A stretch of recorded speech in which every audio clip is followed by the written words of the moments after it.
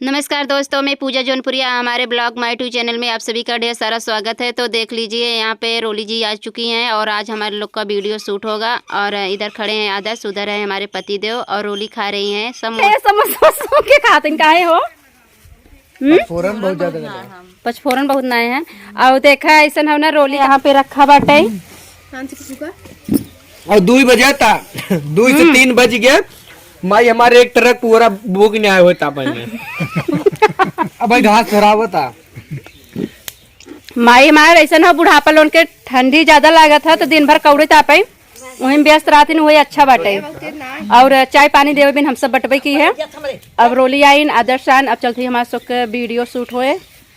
और तो हम तुम्हें से झलक में दिखाई देते ही हमारे से कौन सा वीडियो शूट होए, देख ले जज जौन हो।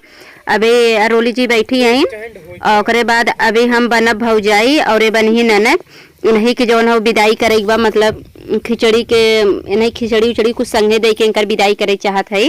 तो देखा ही के ऊपर हमारे से वीडियो बने, जैसन भी लगे लाइक शेयर कमेंट जरूर करत जा।